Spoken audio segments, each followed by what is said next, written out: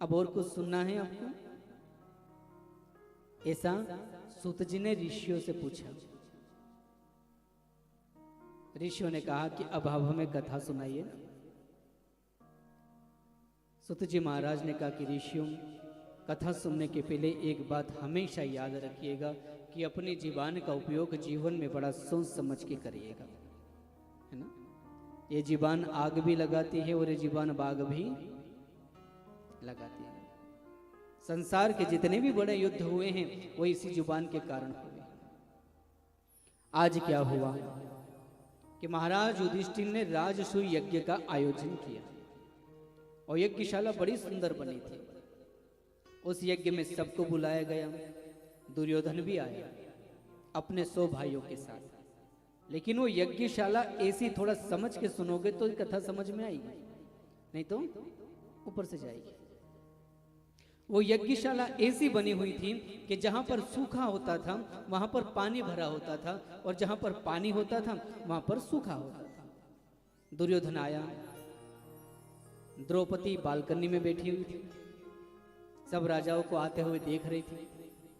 दुर्योधन आया तो उसने देखा कि यहाँ पर तो पानी भरा हुआ है लेकिन वहां पर था सूखा। उसने अपने कपड़े ऊपर कर लिए।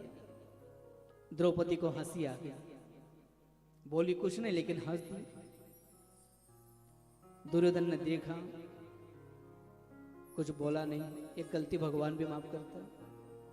आगे गए तो आगे सूखा था, उसने अपने कपड़े नीचे कर लिए लेकिन वहां पर पानी भरा हुआ था। दुर्योधन आगे बड़ा धड़ाम करके गिर गया।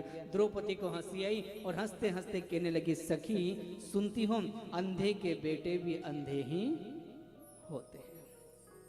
और इन 2 शब्दों ने पूरी महाभारत करवा दी। सब शब्दों के बाण बड़े तीखे होते हैं। शरीर का घाव तो भर जाता है लेकिन शब्दों का घाव कभी नहीं भरता। इसलिए उचित हो तो ही बोलना चाहिए, अगर उचित नहीं है तो मौन होकर बैठना चाहिए। दुर्योधन को चैन नहीं। शकुनी ने बुलाया, जुआ खेला गया। उस जुए में महाराज सब कुछ हार गए और द्रौपदी को भी दांव पर लगा दिया। द्रौपदी को भी हारे। द्रौपदी को बाल पकड़कर लाए हैं। भरी सभा में द्रौपदी सबके पास जाती हैं, पितामह आप रक्षा करिए, कुलगुरु आप रक्षा करिए, द्रोणाचार्य जी आप रक्षा करिए, लेकिन कोई रक्षा नहीं करता। जब जीवन में बुरे दिन आते हैं ना, तब कोई मदद नहीं करता। मदद कौन करता है? केवल वो सांवरिया सेठ। सबके पास गई लेकिन किसी ने भी मदद नहीं करी और कृष्ण यहाँ खड़े खड़े रो रहे हैं कि तो सबके पास जा रही, एक बार मुझे तो पुकार। और जब द्रौपदी ने कहा कि कोई मदद नहीं कर रहा है तो हाथ जोड़कर खड़ी हो गई और कहने लगी कि नहीं, अब तू जाने और तेरा काम जाने। उसी समय कृष्ण द्वारिका से आए, चीर बढ़ाते हैं। समझ में नहीं आता कि साड़ी है कि नारी है कि नारी है कि साड़ी है। दुशासन चीर खींचते खींचते हार जाता है। सब ने सोचा कि इस पर तो भगवान की कृपा है। अब सब ने बोला कि ये अत्याचार है, इसे बंद करिए। उसी समय फैसला हुआ कि 13 साल का वनवास और 1 साल का अज्ञातवास अगर पांडव काट कर आएंगे तो इनका आधा राज्य इनको दे दिया जाएगा। लेकिन 13 साल का वनवास और 1 साल का अज्ञातवास काटने के बाद भी जब आधा राज्य नहीं दिया गया तो महाभारत हुई। जीवन में जब हमारे मन में देने की कामना होती है, गौर से सुनना, जब हमारे मन में देने की कामना होती है तो रामायण का सृजन होता है। और हमारे मन में जब भाई का हिस्सा भी छीनने की नीयत आ जाती है तो महाभारत गठित होता है। 13 साल बाद आए, नहीं मिला, महाभारत हुई। उस महाभारत में सारे कौरव मारे जाते हैं। आज भगवान श्री कृष्ण आए हैं, युद्ध समाप्त हुआ। मां कुंती से, भुआ कुंती से कृष्ण विदा मांगते कि मैया अब मुझे द्वारिका जाने की आज्ञा प्रदान करें। बहुत दिन हो गए, अब द्वारिका की याद भी आती है। युद्ध भी पूरा हो गया, आपके 5 बेटे जीवित भी हैं। और युधिष्ठिर अब सम्राट बन गए हैं, अब मेरा यहाँ कोई काम नहीं।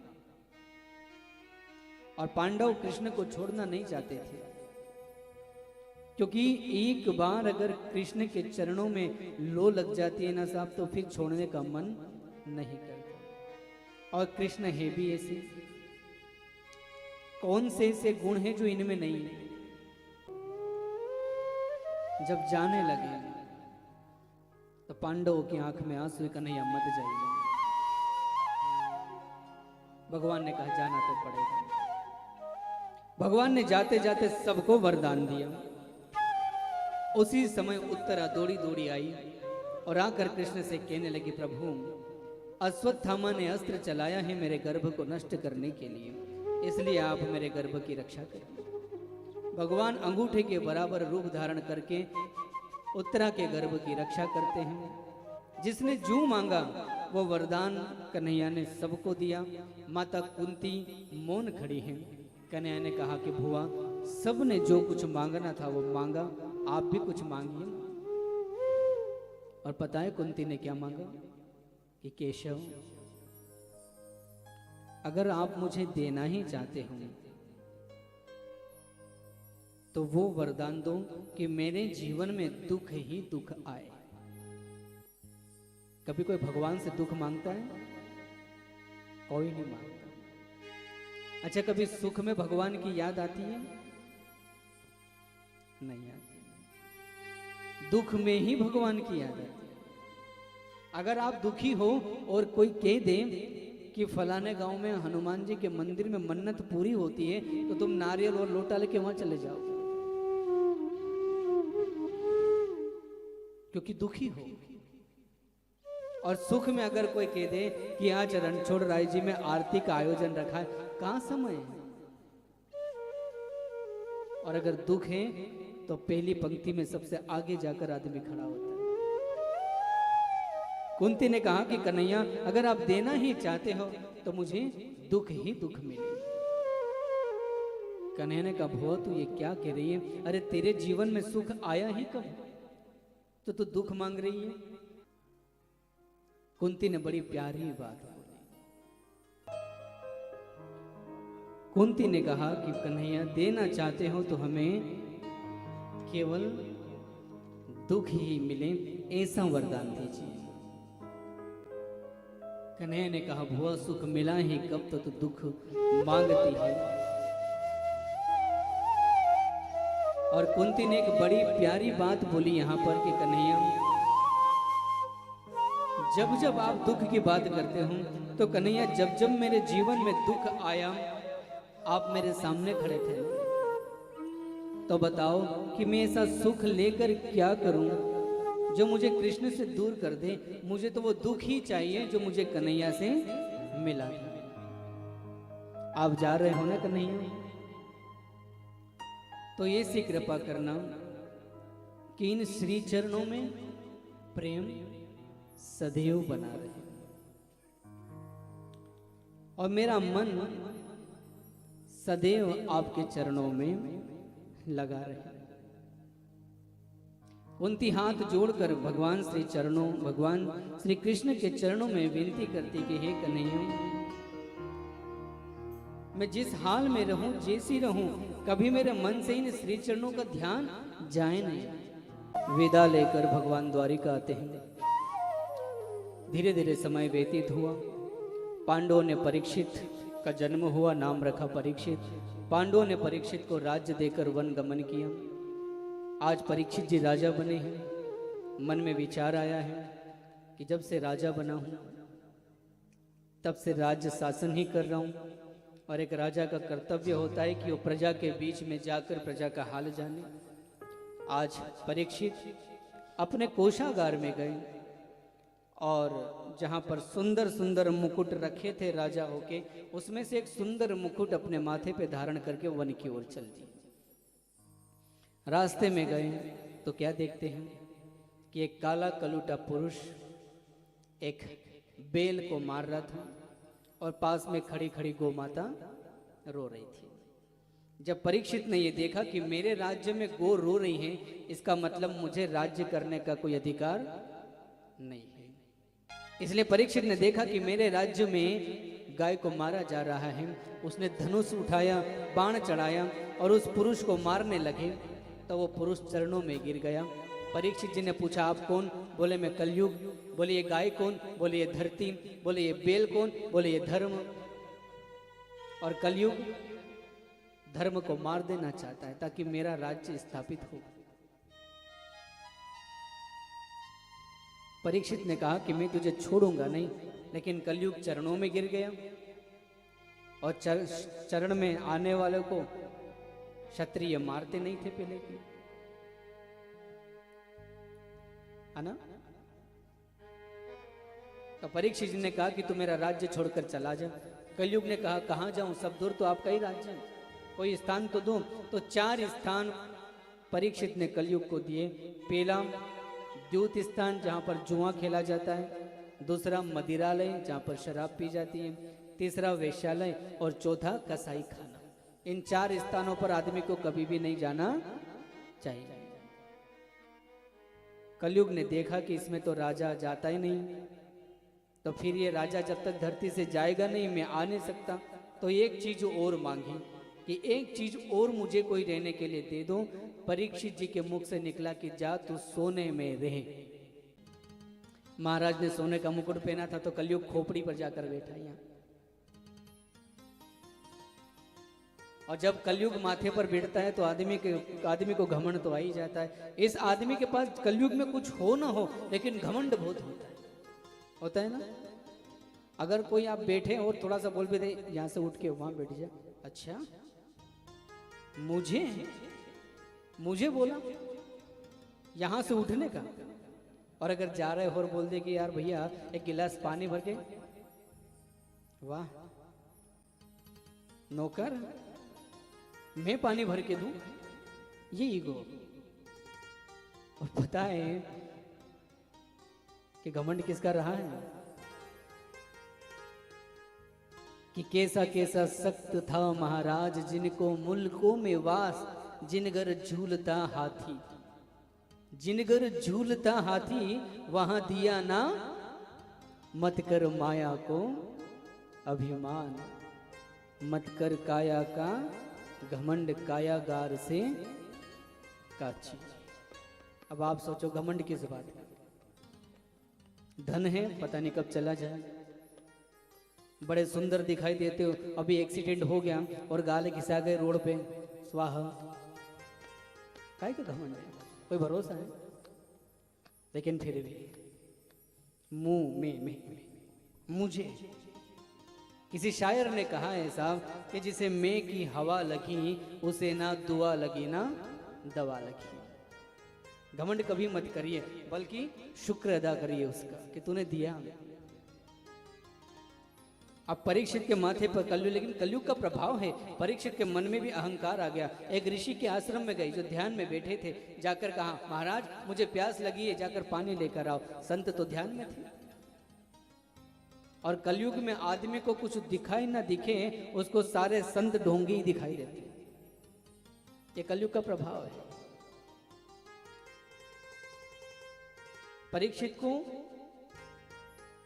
संगी ऋषि शमिक मुनि ढोंगी दिखाई दे रहे हैं। बोलिए, ढोंगी आंख बंद करके बैठा है, मेरा सम्मान नहीं कर रहा है। पास में एक सांप मरा पड़ा हुआ था, उसको उठाया, गले में पहनाकर चल दिया। जब ये बात श्रृंगी को पता चली तो श्राप दिया कि आज से 7वें दिन राजन तुमको यही सर्प डसेगा, जिससे तुम्हारी मृत्यु हो जाएगी।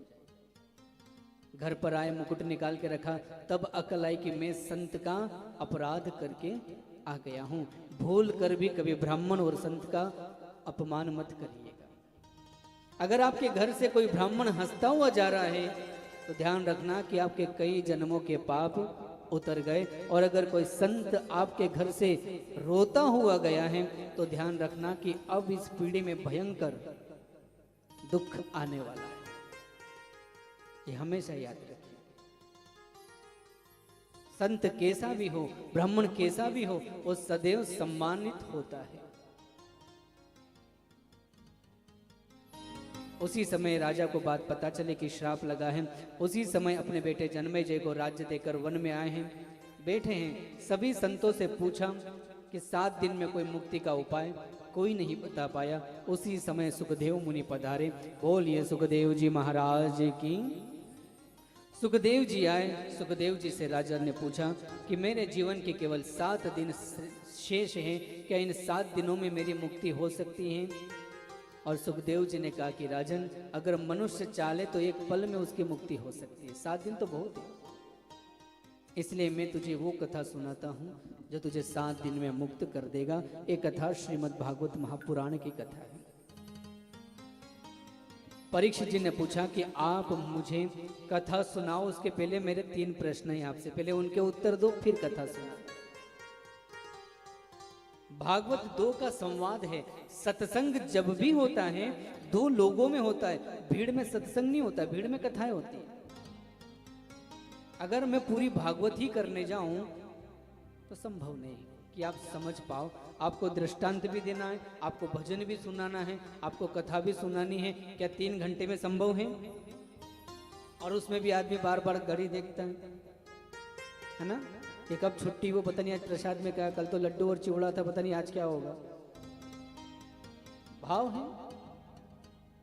3 घंटे भी बहुत लगते हैं। इसलिए मैंने कल ही कहा था कि संसार का कोई भी व्यास कभी भी भगवान के गुणों को पूर्ण रूपेण नहीं गा सकता। ये तो कोई सदगुरु की कृपा है जो यहां से बरस रही है। सुखदेव जी ने कहा कि पूछो राजन, क्या पूछते हो? पहला प्रश्न पूछा कि भगवान दुनिया को बनाता ही क्यों? काय को बनाई? और चलो बना भी दी, तो मेरा दूसरा प्रश्न है, किसी को सुख देता है, किसी को दुख देता है, ये कौन सी बात हुई? देना है तो सबको सुख ही दे दे, और देना है तो सबको दुख ही दे दे, या आधे को सुख आधे को दुख, ये क्या है? और मेरा तीसरा प्रश्न है कि मैंने सुना है कि भगवान एक बार वराह का रूप लेकर आए थे, तो वो क्यों आए थे? कारण क्या था? सुखदेव जी कहते कि राजन, आपका पहला प्रश्न है तो सारी सृष्टि को परमात्मा क्यों बनाता है? तो हे राजन, वो परब्रह्म है। जब उसके मन में ये विचार आता है कि मैं एक से अनेक विभूतियों में विभक्त हूं, तो वो संसार की रचना करता है। वो कई रूपों में आता है। ईश्वर, अंश, जीव, अविनाशी, हम सब उसी की तो संतान है। आपका दूसरा प्रश्न कि भगवान किसी को दुख देता है, किसी को सुख देता है, तो हे राजन, भगवान ना तो किसी को दुख देता है और ना किसी को सुख देता है। हर मनुष्य अपने कर्मों का फल ही भोगता है। सुख और दुख कर्म के हिसाब से मिलते हैं। आपका तीसरा प्रश्न था कि भगवान ने वराह रूप क्यों धारण किया? तो इसकी कथा है कि एक बार सौनकादिक मुनि 4 भाई भगवान के दर्शन करने जाते हैं। भगवान के पार्षद जय और विजय ने उनको रोका और मुनियों ने श्राप दिया कि जो परमात्मा के द्वार पर किसी को जाने से रोकता है, वो काम राक्षस का होता है, देवताओं का नहीं होता है। और आपने हमें श्री हरि के दर्शन से रोका, इसलिए आप जाओ, दोनों राक्षस बन जाओ। वही दोनों जय और विजय हिरण्यकश्यप और हिरण्याक्ष बनकर धरती पर आए, जिन्होंने ब्रह्मा जी की तपस्या करी और वरदान पाया। एक बार हिरण्याक्ष घूमता घूमता समुद्र के किनारे घूम रहा था। अब जिसके पास ताकत होती ना, तो लड़ाई के लिए उसके हाथ खुजालते ही रहते ना। अब जिसके पास अगर ज्यादा पैसे होते हैं तो पैसे का घमंड अलग दिखता है। अब अगर किसी की बॉडी होती है तो वो ठंड में भी हाफ बाई की टी शर्ट पहन के बैठता है, क्योंकि बॉडी बनाई है तो दिखाना तो पड़ेगी, ना दिखाओ तो काहे की बॉडी। अब कोई अखाड़े का पहलवान है तो भैया उसकी चाल एक अलग ही हो। अब मैं ये नहीं कह रहा हूं कि कोई दाढ़ी मूछ रखे तो वो अलग विषय है ना, वो मैं बोलता ही। बोलो राधे राधे, थोड़ा जोर से और जोर से। मैंने तो पहले ही कहा था कि 7 दिन तक मैं गूगल पे सर्च करवा दूंगा, आपको चिंता ही मत करना। ये अपना, क्योंकि चीजें आ ही जाती है। अब बल था तो बल है तो घमंड तो आएगा ही आएगा। तो समुद्र के किनारे घूम रहे थे, अब लड़े किससे? उसी समय नारद जी आ गए, अपनी वीणा का गान करते करते नारायण नारायण। हिरण्याक्ष ने नारद जी को पकड़ लिया, बाबा इधर आओ। नारद जी ने कहा क्या? बोले हाथ में खुजाल है, युद्ध करोगे? नारद जी ने कहा मैं तो सीधा साधा ब्राह्मण आदमी, कीर्तन करने वाला, लड़ाई झगड़े में क्या जन? बोले नहीं, लड़ना तो पड़ेगा, आज ऐसे छोड़ने वाला मैं हूं नहीं। नारद जी ने कहा बताओ, अच्छे भक्त से पाला पड़ा, अब तो इसकी खुजली। तो उन्होंने कहा कि देख भैया, मेरी तो ताकत नहीं है कि मैं तुझसे लड़ूं। तो हिरण्याक्ष ने कहा कि आप नहीं लड़ सकते हो, कोई बात नहीं, लेकिन कोई ऐसा आदमी का पता बताओ जिससे मैं जाकर लड़ लूं, क्योंकि तुम तो घूमते रहते हो सब दूर, तुमको सब पता है। नारद जी ने कहा ठीक है भैया, आज तुझे बता ही देता हूं। तो उन्होंने कहा कि एक काम कर, ये जो पृथ्वी है इसको तो उठाकर समुद्र में ले जाके छुपा दे, और इसको जो भी निकालने आए उससे तू जाकर लड़ना, वो तेरी बराबरी का योद्धा होगा। हिरण्याक्ष ने यही किया, वो पृथ्वी को उठाया, समुद्र में ले जाकर छुपा दिया। और इधर भगवान विष्णु ने ब्रह्मा जी को आदेश दिया कि जाओ मनुष्य की रचना करो। ब्रह्मा जी ने कहा कि पृथ्वी तो समुद्र के अंदर पड़ी है, रचना कहाँ करूं? तो भगवान वराह का रूप धारण कर कर धरती पर पधारते हैं। बोलिए वराह भगवान की। गए, पृथ्वी को समुद्र से निकल कर आए, हिरण्याक्ष के साथ युद्ध किया और उसे परमधाम पहुंचाया। तो हे राजन, सृष्टि के कल्याण के लिए परमात्मा विभिन्न रूपों में आता है, इसलिए पृथ्वी पर आए, पृथ्वी की स्थापना करी। ब्रह्मा जी ने एक जोड़े को उत्पन्न किया जिसका नाम था मनु, अदिति और कश्यप।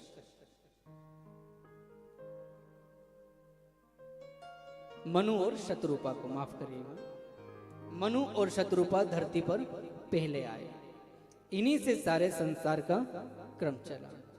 मनु और शत्रुपा के 2 पुत्र और 3 पुत्रियां थी। ये वंश वर्णन काफी बड़ा है, इसलिए हम थोड़ा संक्षिप्त में श्रवण करें, क्योंकि आगे भोले बाबा की शादी भी करना है ना, और भोले की शादी तो भोले की शादी है। तो महाराज मनु की जो 3 पुत्रियां थी उनका नाम था आकुति, देवहूति और प्रसूति, और जो 2 पुत्र थे उनका नाम था उत्तम और उत्तानपाद और प्रियव्रत। ये 2 नाम उनके पुत्रों के थे, जिनका विवाह हुआ। आकुति का विवाह रुचि के साथ, देवहूति का विवाह कर्दम के साथ, और प्रसूति का विवाह दक्ष प्रजापति के साथ में हुआ। फिर कर्दम और देवहूति से 9 कन्याओं का जन्म होता है, और 10वें रूप में भगवान कपिल पधारते हैं, जिन्होंने सांख्य योग की दीक्षा अपनी माता को दी थी, जो भगवान विष्णु के अवतार थे। बोलिए कपिल महाराज की। फिर मनु ने अपनी कन्या आकुति का विवाह प्रजापति रुचि के साथ किया, जिससे यज्ञ नारायण भगवान का अवतार हुआ। बोलिए यज्ञ नारायण भगवान की। फिर मनु ने अपनी तीसरी कन्या का विवाह दक्ष प्रजापति से किया, और प्रजापति से सती का जन्म हुआ, और सती का वंश फिर आगे नहीं बढ़ा। इतनी कथा सुन के परीक्षित जी ने पूछा कि गुरुदेव, सती का विवाह तो भगवान शिव के साथ हुआ था, फिर उनका वंश आगे क्यों नहीं बढ़ा? और अगर उनका वंश आगे नहीं बढ़ा तो फिर ये गणेश जी कौन है, ये कार्तिक कौन है, ये भी बताओ। तो कथा थोड़ी लंबी है। अब आप रणछोड़ राय वाले बताओ कि शंकर जी का विवाह विस्तार से सुनना है कि संक्षिप्त में सुनना है? क्योंकि महादेव जैसी शादी तो महादेव ही जाने। त्रिलोकी का एक ही दूल्हा है जो अगड़ बम्ब है? और शादी भी कैसी है कि जहां कोई ड्रेस कोड निर्धारित नहीं, और ड्रेस कोड छोड़ो, ना भी होगा तो भी चलेगा, जैसे हो ऐसे आ जाओ। एक शंकर ही ऐसा देव है साहब, जिसके दरबार में जाने पे सोचना नहीं पड़ता कि मैंने स्नान किया कि नहीं किया। और त्रिभुवन का एक ऐसा स्वामी जिसके मंदिर में कभी दरवाजे ही नहीं होते, और बैठता भी ऐसी जगह है जहां आदमी को जबरदस्ती ले जाना पड़ता है, वो भी बांध के ले जाते हैं। कहां बैठते हैं? शमशान में रहते हैं ना। और देखो विडंबना कि जीते जी तो आदमी नहीं जाता, लेकिन मरने के बाद भी उसको बांध के ले जाते कि वापस दादा वापस नहीं आ जाए। अजब है। तो सती का विवाह भगवान शंकर के साथ हुआ था। बड़े आनंद से रहते थे। एक बार क्या हुआ कि दक्ष प्रजापति ने सभा बुलाई। उस सभा में सारे देवता आए, भगवान भोलेनाथ भी पधारे। और भगवान शंकर तो आत्मा राम है। देखो साहब, एक लोटे जल में ही मान जाते कि नहीं। अभी इस टेढ़ी टांग वाले का श्रृंगार करना हो, अब टेढ़ी टांग मतलब मैं नहीं कह रहा हूं, ब्रज में तो कहते हैं 8 ठोड़ से टेढ़ो दिखे, अंगूठे से लगाकर मोर मुकुट तक टेढ़ा है। 8 जगह से टेढ़े खड़े रहते। अब जो आदमी सीधा नहीं खड़ा रह सकता, उसकी कथा भी तो टेढ़ी मेढ़ी होगी। अब अगर इनका श्रृंगार करना हो तो देखो, अभी मुस्कुराते हैं तो बड़ी बड़ी आंखों में गजरा लगाना पड़ता है, फिर कान में अलग, फिर बाल भी घुंघरालू चाहिए, फिर ड्रेस भी 10-10 हजार की ड्रेसें आती है साहब की, आती है ना। फिर गले में, फिर कान में, फिर त्रिपुंड अलग। और इधर दादा को कोई दिक्कत नहीं, गए एक लोटा जल, कोई त्रिपुंड लगा के गया, आपने जाके जल भी चढ़ा दिया, वाह, आधा त्रिपुंड मिट गया, आधे में ही खुश। और नियम भी देखो साहब, 7 बजे उठते हैं, है ना। कितने बजे खुलता है रणछोड़ राय जी? कितने बजे पट खुलते हैं? जोर से बोलो ना, यहीं के हो कि बाहर के हो? मंदिर नहीं जाते ना? पुजारी से बोलूंगा मैं कि जो नहीं आए मंदिर, पंजेरी वाले दिन एक को मत घुसने देना। अभी कौन सा उत्सव, खिचड़ी विचड़ी बटेगी तो 6 बजे ही जाओगे, मुझे पता है। अभी कोई उत्सव आएगा ना, हाँ, तो फिर टिफिन लेके 6 बजे पहुंचोगे। अब वो रणछोड़ राय जी के लिए नहीं, वो खिचड़ी के लिए है। नियम है कि 6 बजे उठते हैं, 7 बजे उठते हैं, फिर 12 बजे सो जाते हैं। किसी से पूछो दर्शन करना, नहीं, अभी ठाकुर विश्राम कर रहा है। कब खुलेंगे पट? बोले 4 बजे।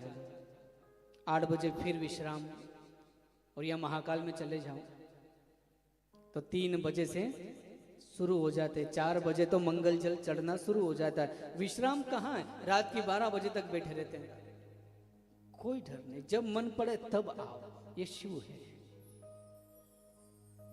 और ऐसा देवता जिसे सब पूजते हैं। आपने विष्णु भगवान की पूजा किसी भूत के करते हुए नहीं देखा हो कि भूत गा रहा है कि ओम जय जगदीश हरे, देखा नहीं।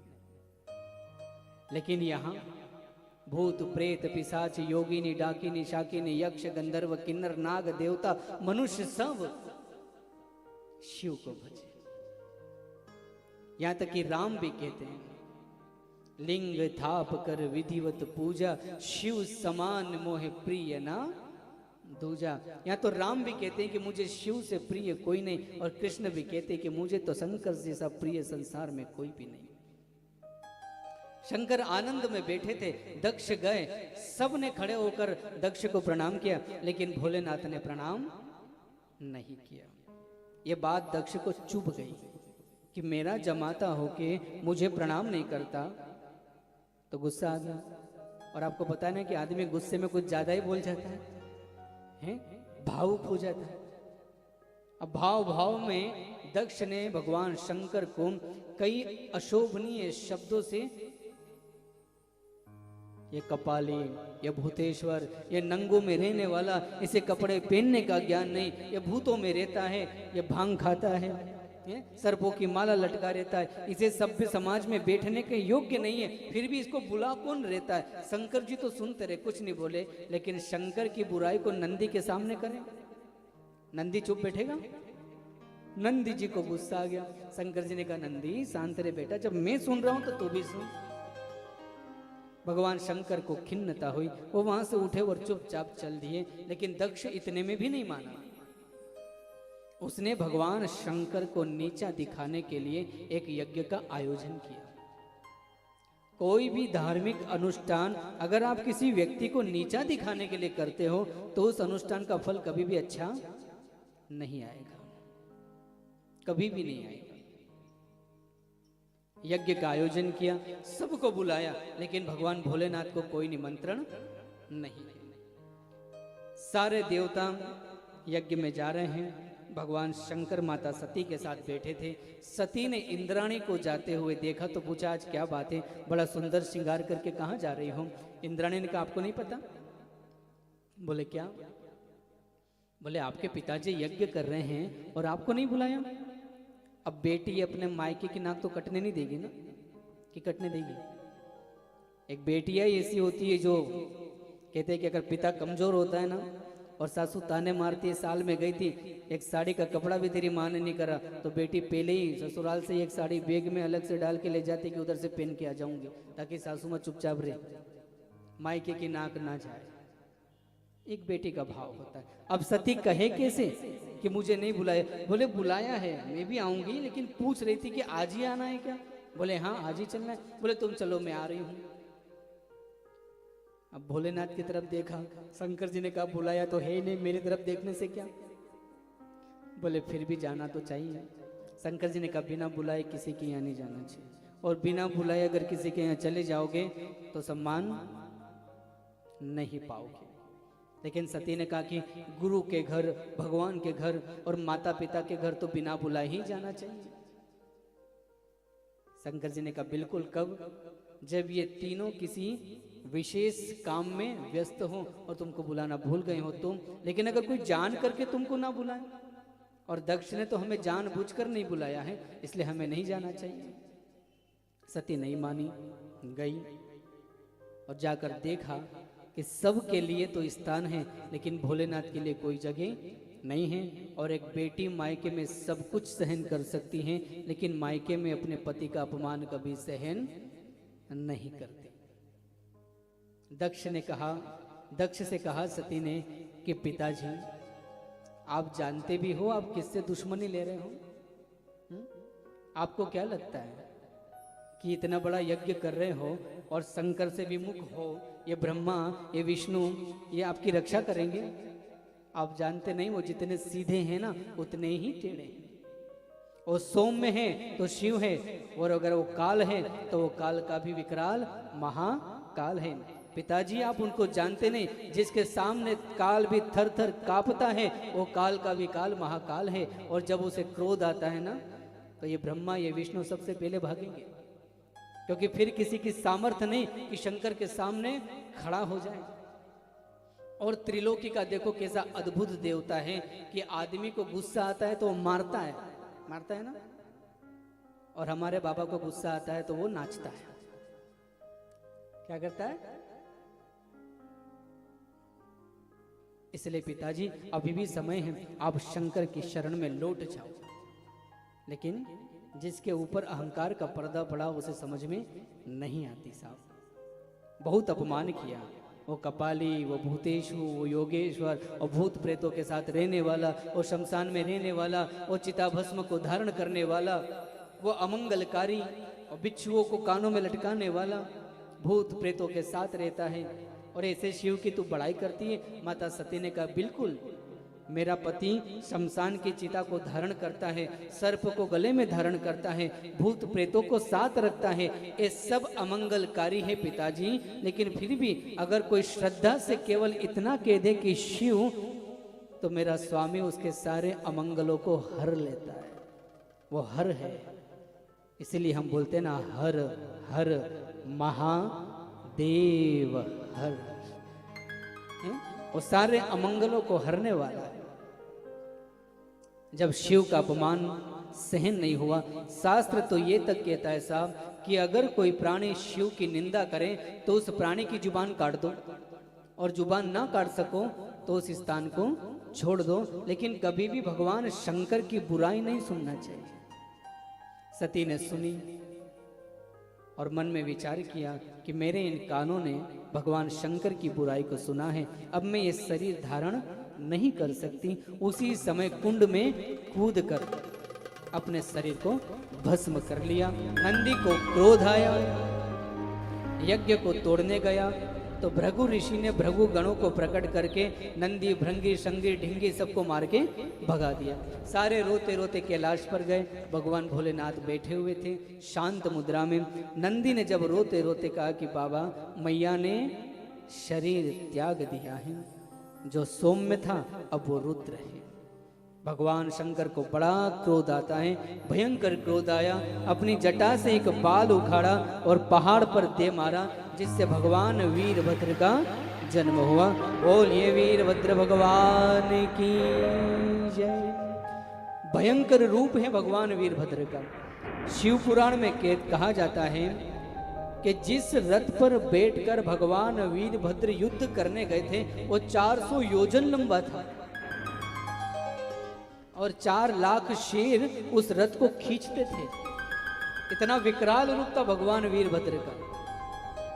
दक्ष यज्ञ में गए, दक्ष की गर्दन काटी। ब्रह्मा जी तो पहले ही चले गए थे, विष्णु भी पहले ही चले गए थे। अब बाबा आने वाले हैं तो ब्रह्मा विष्णु संभव नहीं कि रुके हैं? किसकी सामर्थ्य जो विकराल के सामने रुके? कंठ व्याल महाकाल विकराल, किसकी ताकत? यज्ञ को तहस नहस किया, गर्दन काट दी गई दक्ष की। सारे देवता ब्रह्मा विष्णु सभी लोग भगवान शंकर के पास गए, जाकर मनाया, मान भी गए। जितनी जल्दी गुस्सा आता है उतनी जल्दी मान भी जाता है ना। गुस्सा ऐसा ही होना चाहिए कि आए और थोड़ी देर में उतर जाए। ऐसा नहीं होना चाहिए कि 6-6 महीने नहीं उतरे। ऐसा गुस्सा नहीं करना चाहिए। गए, अब दक्ष की गर्दन तो जल गई थी, अब काय की गर्दन लगाएं? एक बकरा दिख गया तो बकरे की गर्दन काट के दक्ष को लगा दी। अब दक्ष को ज्ञान हुआ, अब स्तुति करना चाहते, लेकिन बकरा क्या बोले तो मुंह से क्या निकला? बम बम। क्या निकला? अब बम बम बोला तो बम बम में ही भगवान शंकर प्रसन्न हो गए कि मांग दादा, तू भी मांग, क्या चाहिए। इसीलिए जब शंकर जी के मंदिर में जाओ तो ताली बजा के 2 बार बम बम भी बोल दोगे तो भगवान शंकर कहेंगे आ गए ससुर जी, तुरंत आंख खोल देंगे। कितना सरल देव है कि कोई मंत्र नहीं, कोई स्तुति नहीं, कोई गान नहीं, 2 बार बम बम बोला, जल चढ़ाया, इतने में ही मान गए। भगवान शंकर वहां से आए माता सती के शरीर को लेकर, वियोग में हैं। देवताओं से देखा नहीं गया, सती के खंड किए, शक्तिपीठ बने, भगवान शंकर समाधि में हैं। उसी समय तारकासुर नाम का असुर हुआ जिसने वरदान मांगा कि मैं भगवान शंकर के पुत्र द्वारा ही मारा जाऊंगा, लेकिन भगवान शंकर समाधि में हैं। कामदेव को बुलाया, समाधि भंग हुई, कामदेव को भगवान शंकर ने भस्म किया।